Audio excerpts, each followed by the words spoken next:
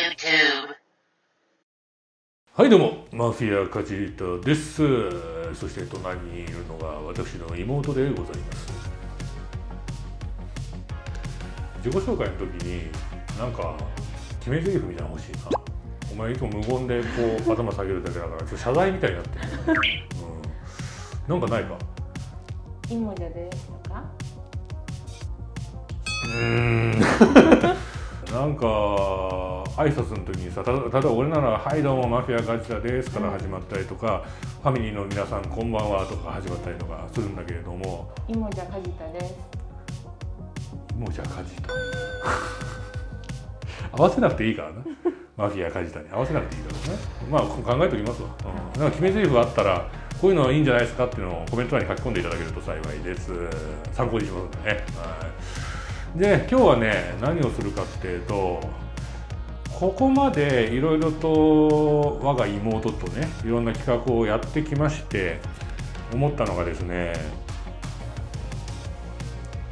アニメやゲームの知識がなさすぎるんですよまあそれに関しては本来がもともと別の業界というかオタクとは呼べないくらいのまあなんとのアニメやゲーム一切やらないわけではないんだけれども、だいぶ離れていて、もう今のいわゆる日本のトレンドとかアニメゲーム界のトレンドを一切知らない状態なんですね。でその点を逆手にとってではないですけれども、最近 YouTube でよく見かけるじゃないですか。何も知らない人に向けてこれは誰でしょう、これは何でしょうってクイズやる企画、よく「ウマ娘」とかでやってるの見るのよ。競馬詳しいけどアニメは知らない、ゲームは知らないっていう人に対して「はい、これはどの馬がモデルになっているでしょうか」っていうのをやると結構楽しかったりするんですね。その競馬に詳しい人だから当てたり当てなかったり、なんなら似てる別の馬と間違えたりとか、そういうのがまた面白いんだよ。でそれをせっかくだから我が妹でやってみようと思いまして、今回用意したのがこちら FGO フェイトグランドオーダーのカードですね。これはですねウェハースかな、 FGO ウェハースの割と初期の方の段で結構旧来からのキャラクターも収録されているから、難易度は低いと思うのよ。でもパッと見分かんないっしょ。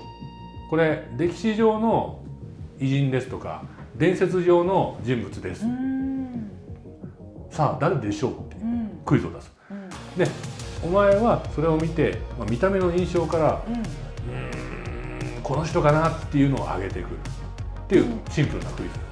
みんなそれはねそうとも限らない。実在の人物もいるし、史実から来た人物もいるし、いわゆる伝説から来た人もいるし、歴史に詳しい人たちならばっていう感じのキャラクターが多いのよ。でどう？歴史とか結構好きそうだけどさ。日本史？世界史、日本も含めて覚えてるかな。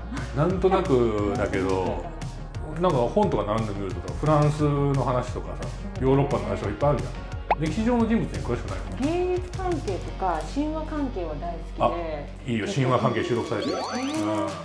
まあとりあえずやってみるか。分かんなくても、自分の知識の中にいる範囲からこの見た目ならこの人かなっていうふうにやってみるといいと思います。さあじゃあね、早速ゲームを始めていきたいと思いますよ。最低限の知識を説明しておくと、フェイトグランドオーダーっていうゲームなんだけれども、もともとはフェイトっていう作品があって、いろんな歴史上の人物や伝説上の人物で英雄と呼ばれる方々が召喚されて戦うっていう話。さまざまな英雄が時代や国籍を超えて争ったりとかドラマを生み出す様が面白いんだけれども、そういった感じだからもう古今東西いろんなキャラクターが収録されてる。すごいね。そうだからこそ難易度は高いかもしれないさっき初期の段だから割とシンプルかもって思ったけれども、そんなこと全然なかった。なんなら性別とかも変わっちゃってるから、それはもうフィーリングで当てるしかないね。これ当てられたらすごいよ。じゃあまず第1問。第1問、この人誰でしょ？外国の方ですね、これは。そうだね、うん、外国の方だね、ヒントとかは聞いちゃダメ？いいよ、ヒント。何か聞きたいことあれば聞いてみ。王女様？王妃？王女か王妃かプリンセスか。あー、違う。ヒントを出すと王様。男性？あれ、これはじゃあ女性になった男性なの？そこは言っちゃうと、じゃあ大きなヒント出しちゃうと、史実では、史実というか伝説上では男性と言われている。でもフェイトでは女の子になっている。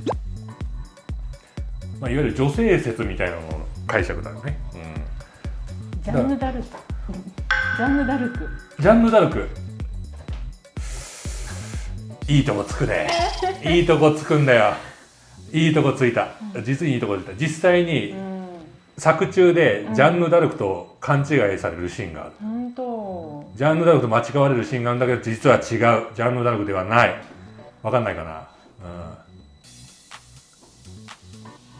戦う女といえばジャンヌ・ダルクってイメージかもしれないけど、さっきも言ったように元は男で王様。これは分かんないか。分かんないかな。ヒントちょうだい。ヒント？これ以上のヒントが多分、伝説としては世界トップクラスに有名。伝説なんだ。しかもで、もともとのルーツをたどるとブリテンに行き着く。ちょっと高度かもしれないな。分かんない？戦争にも出てる？出てる。戦争の話。ギブです。はい、何今のって。全然違う。アルトディア・ペンドラゴン。全然知らなかったです。これ分かるわけないんだよ。アーサー王。アーサー王伝説のアーサー王。はい、アーサー王は聞いたことある。キングアーサー。キングアーサーです。キングアーサーが女の子になっちゃいました。高度だね。高度だね。日本だともうずいぶん昔からトレンドなんだけどね。どうしよう、1問目から。これね、言ってみればフェイトの中心というか顔みたいな、ディズニーいるのはミッキーマウスだから。アーサー王伝説のアルトディア・ペンドラゴン、アーサー王が女性化したというか、実はアーサー王は女性でしたっていう、物語のベースに沿って展開されてるわけだな。ちなみに男のアーサーも存在する。プロトアーサーっつって企画段階でもともと男だったバージョンのアーサーもいるんだ。両方いるんだ。ややこしいでしょ。でこちら第1問目はフェイトの基本の基本、アーサー王アルトディア・ペンドラゴンでした。史実では男性だが、この世界では男装の霊人であったようだという説明が書いてありますと。アーサー王伝説は詳しくなかったんですか？聞いたことはあるけどね。イギリスの歴史はそんなでもないか。そうだね。フランスかどっちかというと。どうだろう。なるほどね。じゃあちょっとフランス由来のやつ出していこうか。というわけでもない。フランスに地震歴らしいから。そんなことない。ヨーロッパをちょっとかじった感じかな。本当に？これはね、フランスに地震歴ならわかるはず。はい、これだ、あれだ。どなたこれは？何されてる人？フランス絡みの人です。これも王妃かなんか？伝説？王妃かどうかって言ってる？合ってる。少なくとも貴族では。一人思い浮かんだけど見た目がそんな感じないからいや、いいんだよ。その人に思い浮かんでるそれであげてみ。マリー・アントワネット。正解。正解。はい、マリー・アントワネット正解。これはマリー・アントワネットか。新鮮ですね、一般人の反応は。これがマリー・アントワネットだっていう。俺らオタクからするともうパッと見たらマリー・アントワネットだってもう分かるわけよ。そんくらい FGO では有名ではあるから、マリー・アントワネット大正解。意外といけるじゃん。そうなのよ。今更説明必要ないと思うんだけど、ハプスブルク家の系譜にあたるフランス王妃、王妃だね。で18世紀のルイ16世の妃で儚き貴婦人、欧州世界の後期による支配を象徴する存在と、王権の絶対性が失われていく時代の本流、世界の変化の前に命を落とした。でまたね、このフェイトっていうのは面白いところで、それぞれ必殺技を持ってるんだ、宝具って。でマリー・アントワネットの宝具ってどうなんだと、必殺技。見た目から推測できる？マリー・アントワネットの歴史から推測できるぞ。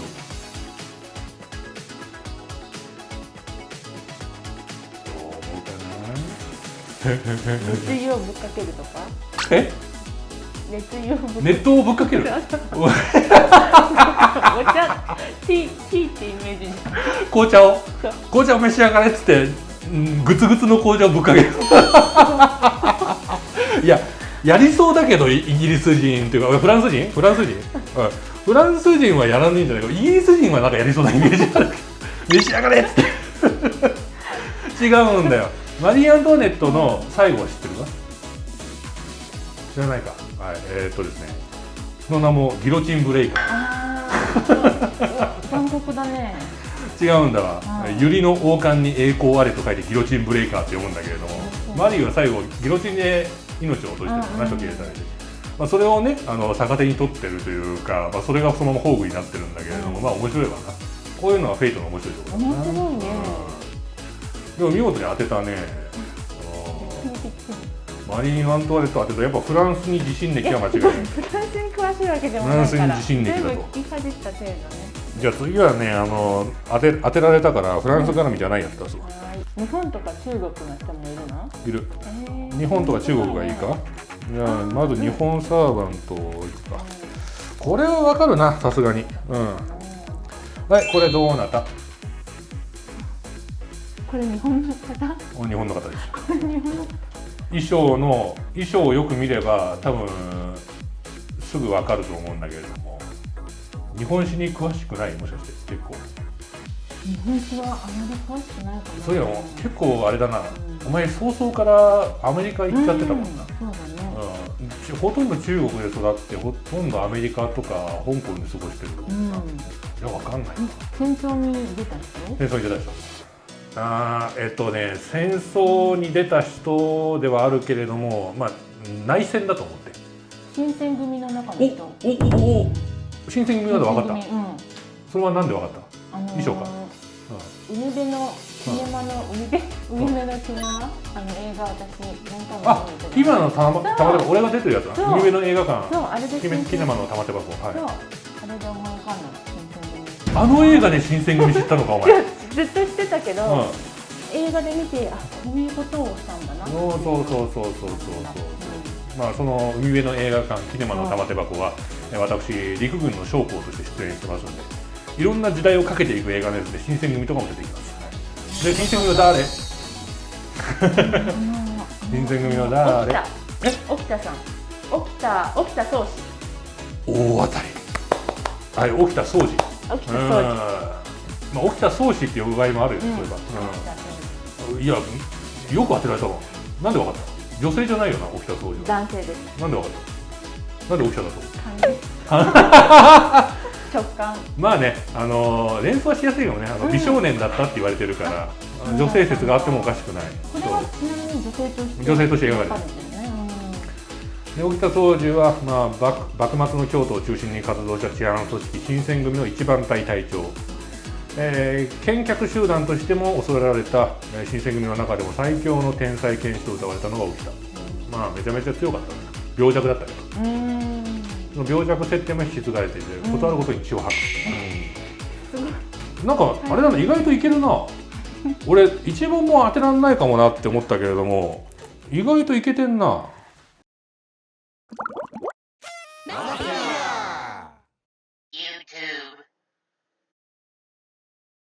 じゃあね、ここまで結構当てられちゃってるから、次はもうちょい難しいとこ行くね。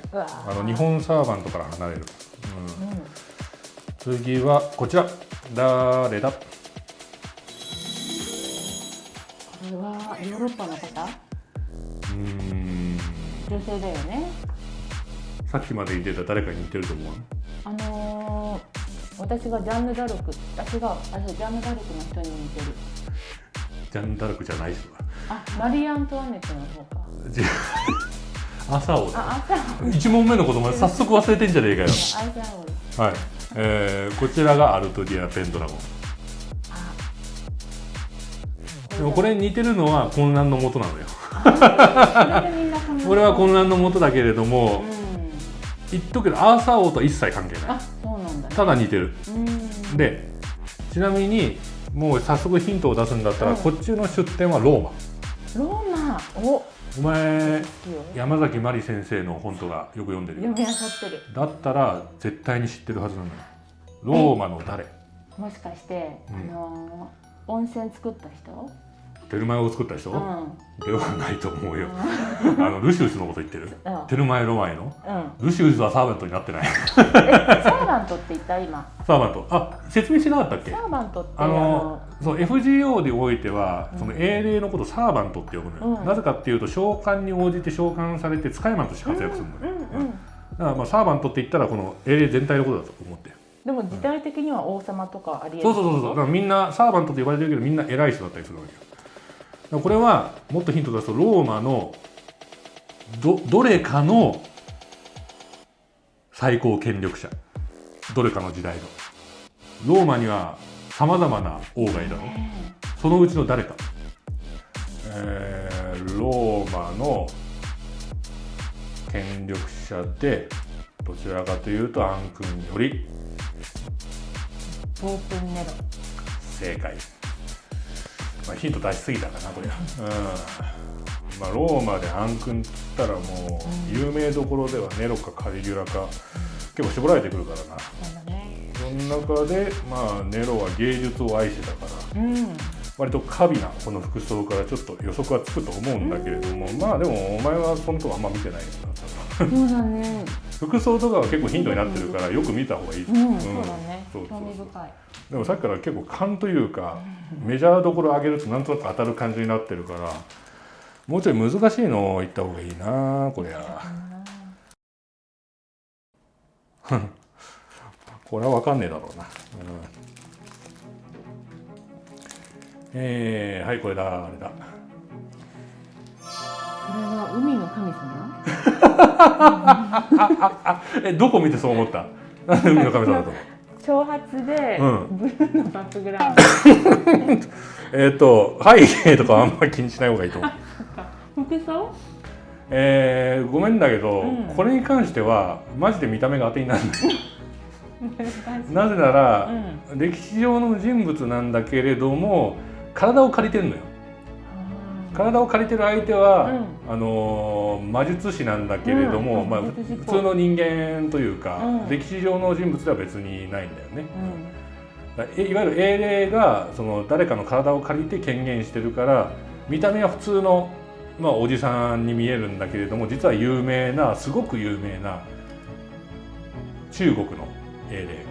それは人の体を借りなきゃいけない理由はある？いい質問なんだけれども、それを説明しだすと、多分この動画の尺に収まんねえから後でお前のスマホに FGO をインストールしてやる。でもその人は体がないってこと？魂？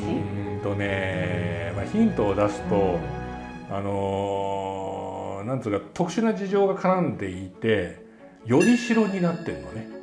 よりしろになって召喚されてるから、体を借りてるから見栄えじゃ分かんないのよ、本当に。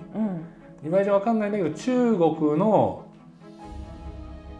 もうここまでいっちゃう。見た目が分からないから、ヒント結構大きめだった。三国志の時代の人。それはなんとなく分かった。中国のって言われた時。三国志の時代の人で、自分が直接戦うタイプではない。オーダー指示する方。知力。誰だ。私が覚えてる三国志の人はみんな武将派？武将だからな。でも知能派なんだよね。知能派だね。王様とかではないんだよね。エンペラー。ナンバー2かな。ナンバー2に当たるかもしれない、立ち位置的には。指示をする方だよね。基本的にこの人の考え出した策で勝利を収めている。いたよね。でもなんか策略家。策略書いたよね。誰だろうね。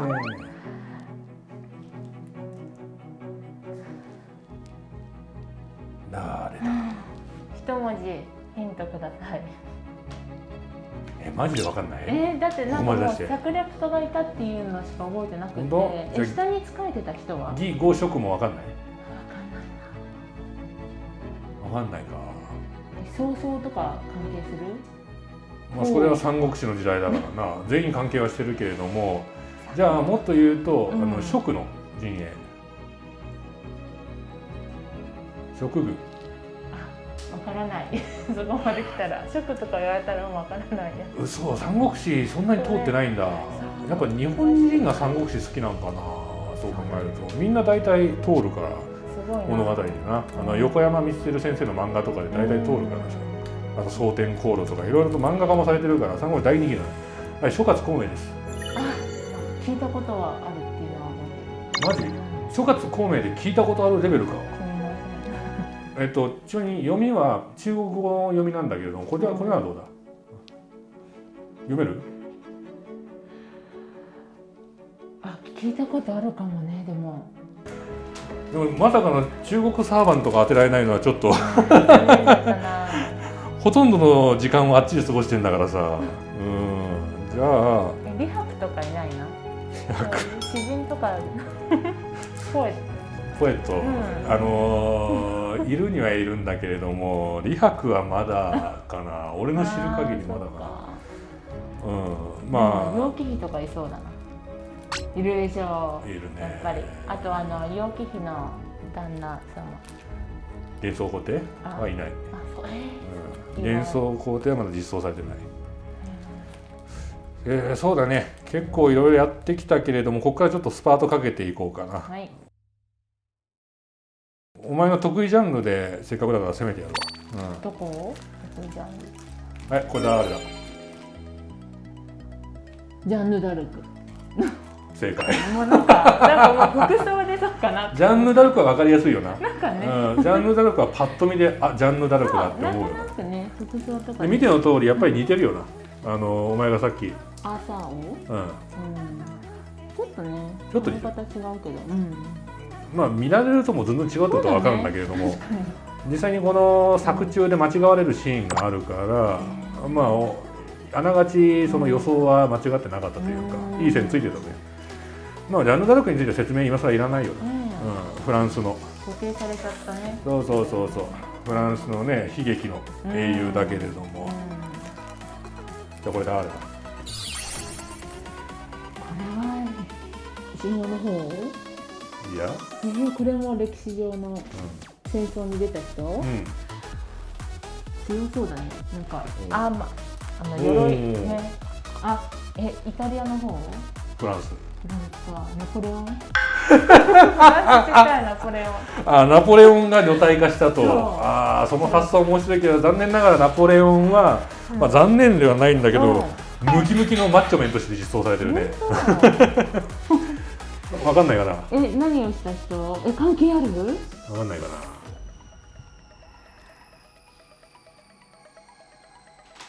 どうだ？王様？ではない。武士の方ではない。双子？実は双子。ようやく似てるってことが分かった。天使と悪魔みたいな格好だね。白と黒。ってことは？こっちジャンヌ・ダルクだよね。じゃあこっちは？ジャンヌ・ダルクの何バージョン？悪魔バージョン？当たりでいっか。ジャンヌ・ダルク・オルタ。どなた？そうだね。オルタなんて名前の人はいないんだけれども、実はジャンヌ・ダルクなのよ、こっちも。ただこっちはジャンヌ・ダルクはジャンヌ・ダルクでも、これネタバレになるから言えないんだけれども、ちょっと微妙に複雑な背景があるんだよね。でオルタっていうのはオルタナティブ。英語のね。わかる。英語でどういう意味？オルタナティブ。代わりのとか別の。そういうこと。つまり別側面っていう扱いで、カッコオルタっていうキャラクターいっぱいいるのよ。さっき言ってたアーサー王もオルタが存在するんだよ、でもせっかくだからね、名前が出たから出すと、アーサー王のオルタはこれなんだよ。ああ、髪型ちょっと似てるね。ほぼ同じだよね、だから真っ黒になって肌が白くなってちょっと邪悪な雰囲気をまとってるけれども、オルタってこういうのに限らないんだけどいろんな別側面が存在するわけな。だからフェイトはその辺の設定も結構肝になってるから、クイズとして出すにはちょっとずるいかもしれない。オルタの側面の方は、実物とも関係する側面？もちろん。面白いね。本来のジャンヌ・ダルクはフランスのために戦ったっていうことに後悔はしてないんだけれども、こっちのオルタはフランスに復讐するために生まれてる。ああ、面白い。関係してるね。そう。もう次で最後にしようかな。結構いい時間やったと思うし、次の問題で最後にしよう。次はもうボーナス問題。これは多分当てられる。ただ引っ掛け問題でもあるから、慎重に答えてほしい。分かった。これ誰だ？これも海外の人だね。これは、お前間違いなく知ってるっていうか、知らなかったらまずい。なぜならお前の部屋にこの人由来のものがある。魔女関係？さあな、それはどうだろう。よう見たことないか？なんか格好がエジプトとかそこいら？違うな。よーく見てみ。どっかで有名な何かを見たことがある、誰かに似てるって思うはず。格好が？さあ、わからないかな。お姫様？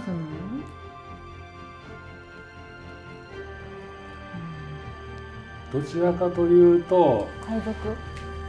違うね。天才。大天才。人類史に名を残す大天才。わかった。誰？イタリアでしょ。誰だと思う？イタリア。あれですよ。私がその人の美術館に行って、すごく感動した。お、じゃあ誰よ？その人の美術館に行ってすごく感動した人誰よ？カレンダーの人。もしかして名前忘れちゃってんの？やばいよそれは。レオナルド・ダ・ヴィンチ。正解。よかったね。今出てこなかったらまずかったよお前。ダヴィンチ由来のものを飾っといて、お前ダヴィンチの名前出てこないってにわかにも程があるだろう。かっこいいな。道理でなんか凝ってるよね。そうだね。レオナルド・ダ・ヴィンチなんだけれども、レオナルド・ダ・ヴィンチは女性じゃないよね。女性じゃないね。なんでかっていうとね、この万能と呼ばれた天才、15から16世紀の欧州の人物ね。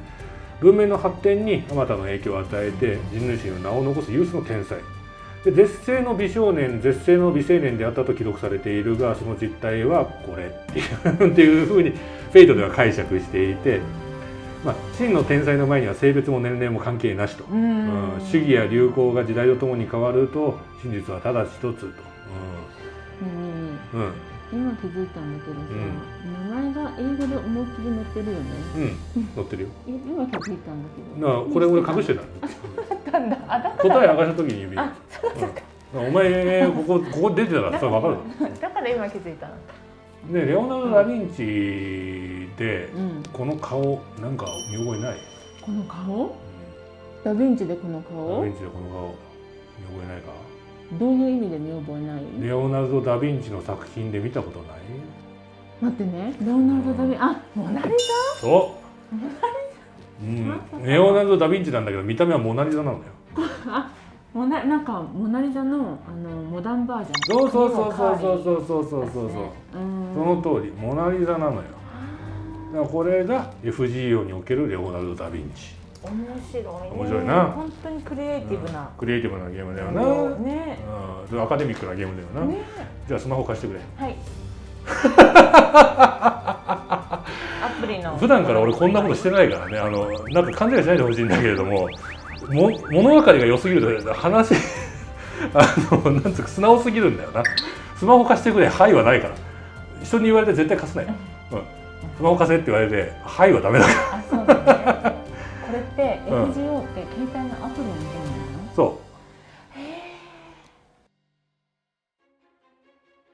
今からお前の携帯にはい FGO をインストールしてやろう。インストールして。いやペルソナとジョジョも見ないといけないから、時間が足りないな。インストール、アップル ID サイン。ついに私も FGO デビュー。多分向いてると思うから。これってロールプレイン？一応ロールプレイングゲームに当たるかな。そんな難しいもんじゃないから多分大丈夫よ。友達とか作ってチームになる。まあ一応フレンド機能はあるね。一人でもできるの？もちろん一人用のゲームだ。ほぼ人と遊ぶ要素はないと思っていい。ロールプレイ好き。はい、インストールが完了しました。これから妹の携帯でスマホで、FGO がプレイされていることだと思います。はい、プレイするよなちゃんと。なんて？ちゃんと遊ぶよな。ダウンロード中 93%、96%、100% ハイタッチ。もう携帯ゲームだったんだ。スマホのゲームなのよ。はい、フェイトグランドオーダーインストール完了でございます。まあこれからね、妹が FGO をプレイしていく様なんかもね、よかったら企画にできるといいな。大画面で？そうだな、一緒にプレイしながら物語を追っかけるか。楽しそう。俺もそろそろ忘れてきてるからな最後。もしかしたら一緒にフェイトグランドオーダー遊ぶかもしれません。はい。やった。というわけでね、今回また一風変わった企画をお届けしましたけれども、まあやっぱりこうオタク知識がない人間にオタクコンテンツの話をすると想像もしないような反応があって面白いですな。今回 FGO でやりましたけれども、これからどんどんね、俺の好きな作品やら今流行ってる作品やらの知識を植え付けていくことで、まあ立派なオタクに育て上げていきたいと思っております。今度タロットでやってほしいな。ジョジョのタロットカード？タロット当てるの。それならもっと自信ある。ジョジョのキャラクター見せて、これは誰？これはどのタロットのキャラクター？わかるわけね。わかるかな？マジでむずいぞジョジョのキャラは。ほぼ見た目じゃわかんないぞ。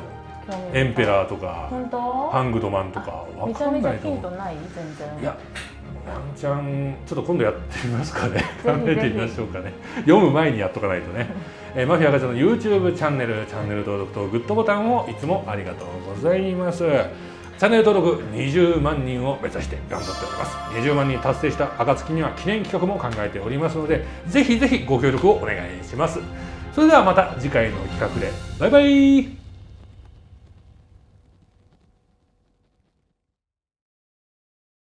チャンネル登録とグッドボタンをお願いします。